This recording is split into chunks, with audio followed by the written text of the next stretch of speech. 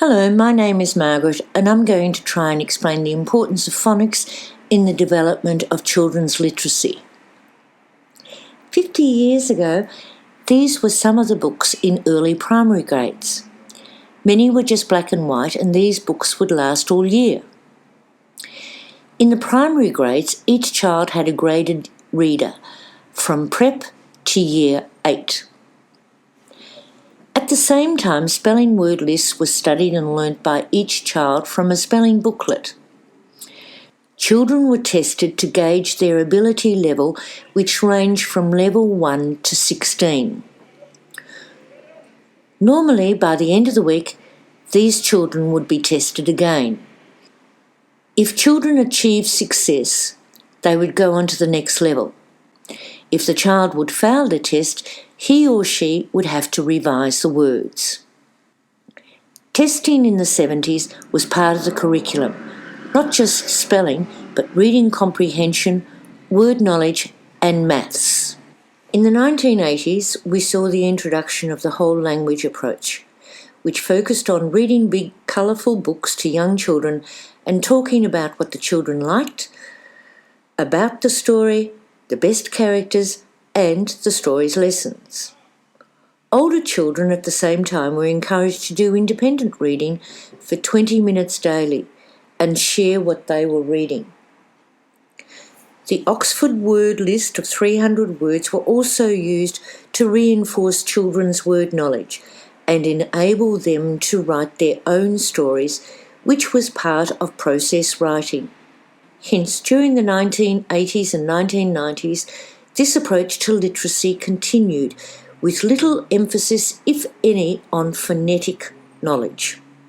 Earlier this century, parents, industry, employers, and academics were becoming very concerned about the lack of reading skills of Australian youth.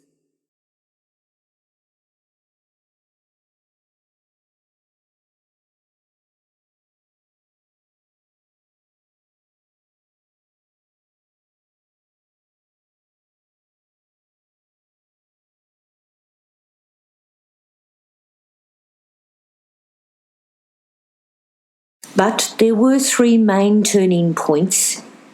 In 2005, there was a national inquiry into the teaching of literacy, followed up by 2007, a national assessment program both for literacy and numeracy. In 2010, the Prime Minister of the day, Julia Gillard, believed in the importance of quality teaching and the value of phonics. She believed that the key to proficient reading was phonics. She was aware that reading recovery was one method to improve children's literacy, but the need for a more systematic, targeted approach was imperative. Hence, since 2005, I began to develop a phonic program that was systematic, targeted, but based on games and game playing. The methodology of games is quite simple, focusing on 1. Revelation, revealing the sound. Repetition, repeating the sound. Reinforcing or reinforcement, which means that you see the sound in many different games. The name LEAP means learning English phonics easily, and can be used in a classroom of children, adults, and international students. Each school gets 20 kits covering 1. The short vowels and the sounds that these vowels make. 2. Long vowels, when the vowels actually say their name.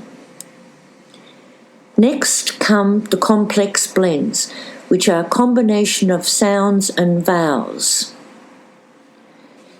As you can see, the short and long vowels have the same colour coding.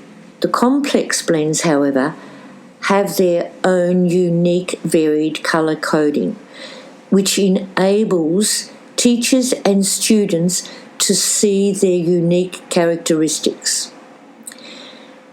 With such specific phonetic resources, The teacher is now enabled to become more efficient and accurate in a child's literacy development. But where do we start? Each child is tested not for reading age, but for specific learning sound difficulties.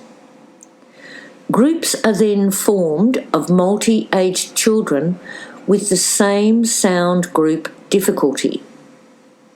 Games are then played for 15 to 20 minutes daily, and following 2 weeks of repetition and reinforcement, each child knows that particular sound group which was causing them previously difficulty.